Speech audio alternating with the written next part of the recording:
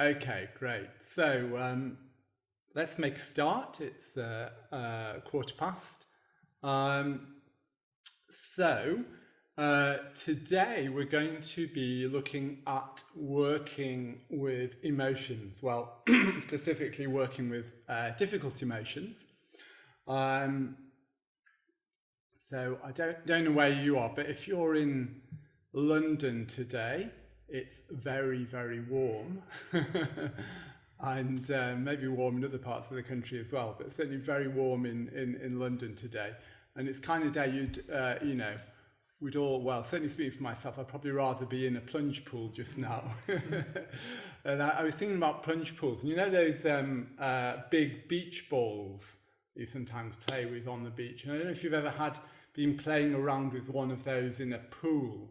And if you try and push it under the water, it really pushes back forwards. I don't know if you're familiar with that. You could do a little thumbs up if you're familiar with that. Yeah, some thumbs up there. That's great. Good.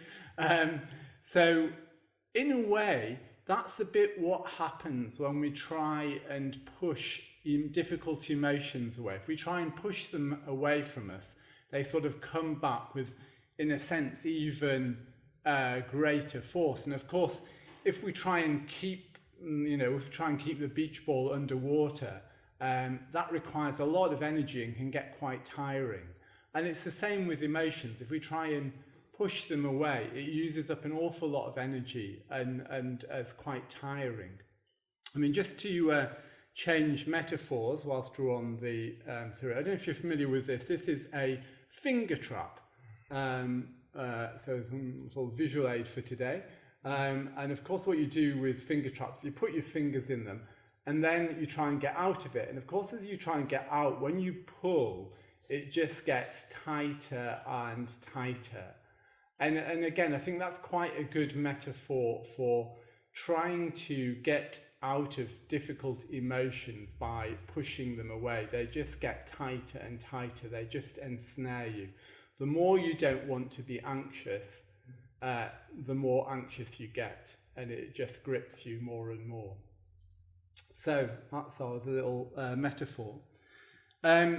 Stephen Hayes, who's the founder of acceptance and commitment therapy, he said that he thought, and this is based on a lot of studies, he thought one of the biggest contributors to mental health problems, in other words, to difficult emotions, is emotional avoidance. So trying to avoid our difficult emotions. So there's quite a number of ways in which we can do that. So one of the ways we can try and avoid difficult emotions is to distract ourselves. Now, in some ways, of all the ways I'm going to mention, probably distraction is probably the least, as it were, bad, or the least causes the least trouble. At least if it's only done sort of occasionally and deliberately. When it becomes a default way of dealing with our emotions, then again it can cause us problems. It can become, it's a bit like, if you just know that, okay, look, today I've got to get to wherever it is on the bus. I know I'm going to feel anxious on the bus, but I'll take a book with me and that will help me, that will distract me, help me get to my journey then. Maybe that's not such a bad thing to do. Of course, if we're always using a book every time we get anxious, it becomes what we call a safety behaviour, and again can become problematic rather than helpful. The second way we can try and get rid of difficult emotions is to blame somebody else for them.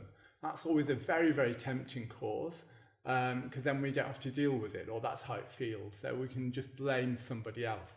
But of course, the problem with blaming someone else is that when we're not really taking fully responsibility for our emotions in that way, by blaming, well, apart from we can often cause trouble with other people, it leaves us helpless. So it isn't a strategy that really helps us, certainly in the long run.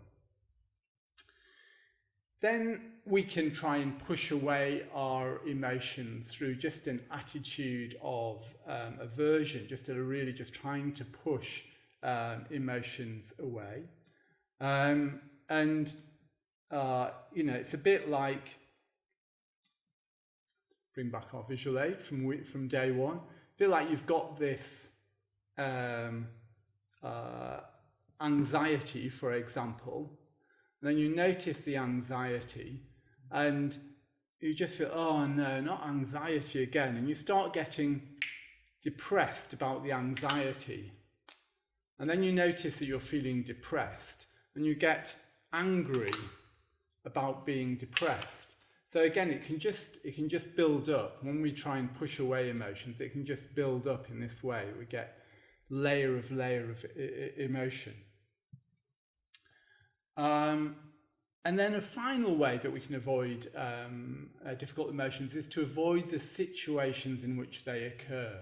So for example, we might avoid going on an aeroplane, going on a tube, going to supermarkets when they're crowded, or using buses when they're crowded.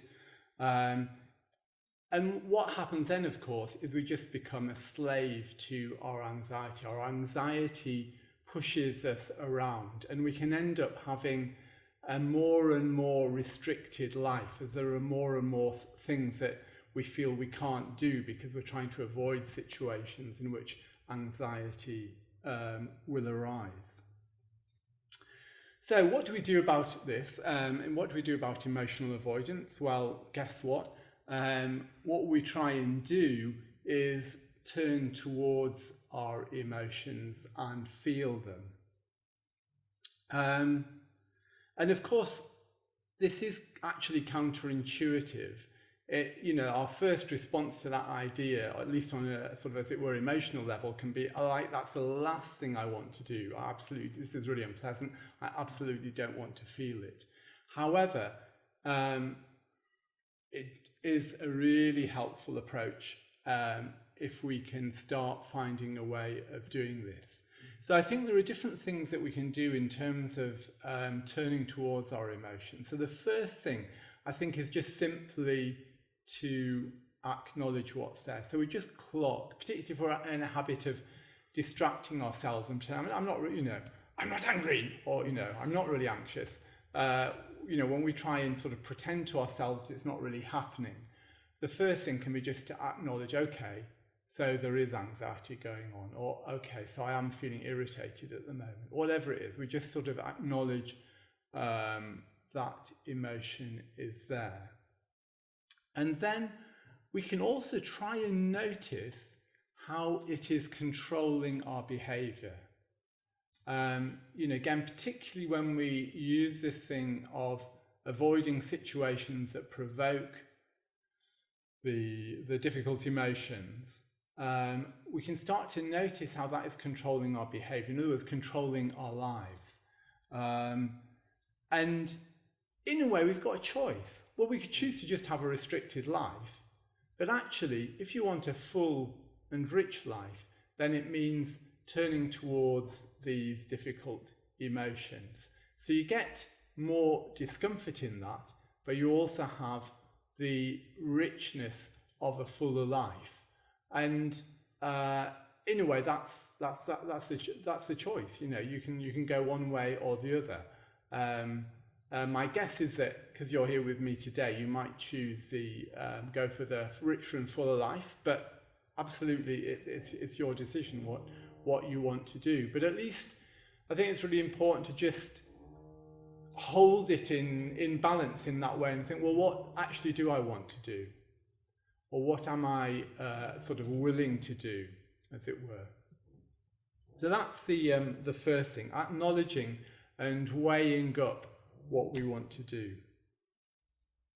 The second thing is to feel how it shows up in the body. So this is why we spent the first 2 days particularly focusing on body awareness. Firstly, the body generally, secondly, the breath. So they're like our foundations, our building blocks, which are tools that we can use to help us notice what's going on in the body. So when we do that, we're stepping out of all the sort of proliferation of thoughts that just make matters worse. We're stepping out of the proliferation of thoughts, and we're just feeling the raw sensations in the body. And if we can do that, that can allow things to change a bit. But even if it doesn't change, we're not making it worse by just staying with the storyline. So we can turn towards it by feeling it in the body, feeling how it shows up in the body. If it's not very clear how a particular emotion is in the body, we just notice whatever's going on in the body. We don't need to be too worried about whether it's directly connected. And then we can explore the sensation. We can try and notice just what the sensations are like in the body. And it can often be helpful to use the breath to do this, so that we can breathe into the sensations with an attitude of acceptance, an attitude of softening, an attitude of opening up, leaning into the sensations. And generally we want to, as far as we can, foster these sort of qualities of acceptance, of receptivity, of interest and curiosity, of patience, of allowing, of just letting be whatever is there. And we can also use thoughts. So as I said, thoughts, they're a terrible master, but they're a good servant. So we can use our thoughts in helpful ways. So we can use our thoughts to help us stay on the sensation. So one of the sort of little phrases that we often use to help us do this kind of thing is to say something to ourselves like, it's okay. Whatever it is already here. Let me feel it.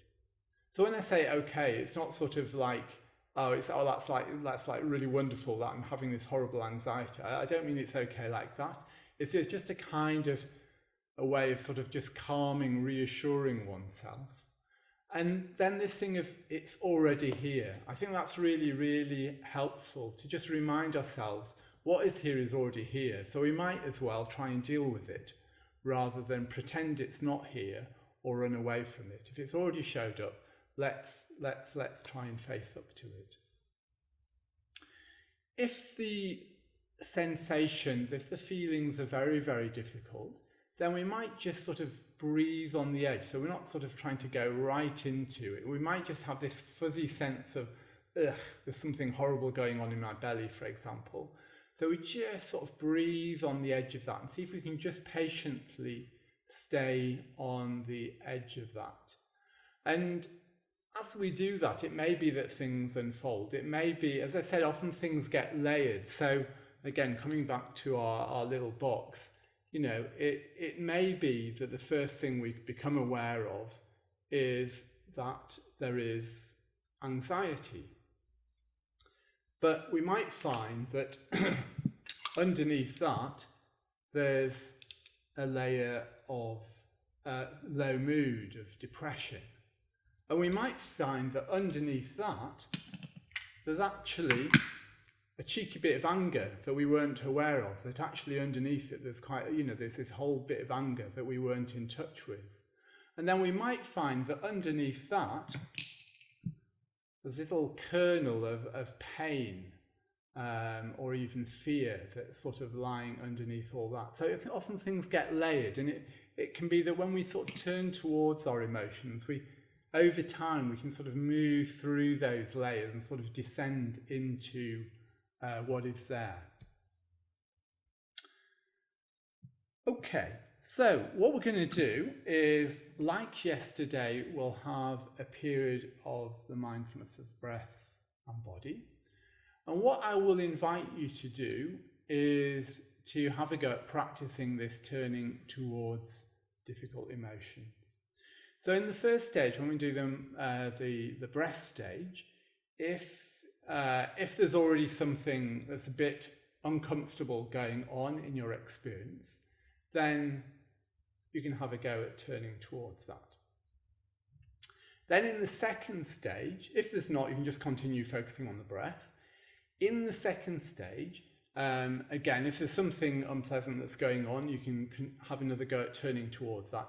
If you're, it happens that today that everything's fine, that you're just feeling really good, that there aren't any difficult emotions, what I invite you to do, and it is just an invitation if you want to do it, is to bring something to mind, some difficulty that's maybe happened over the last week, sometime when you felt maybe a bit low or a bit anxious or a bit angry, and invite that situation. Maybe don't, if there's been something that's very, very difficult, maybe don't choose that, because we don't have very much time, and it's good to practice on smaller things first. But if there is something, that's maybe a bit tricky over the last week, just bring that to mind, and then we can have a go at turning towards that.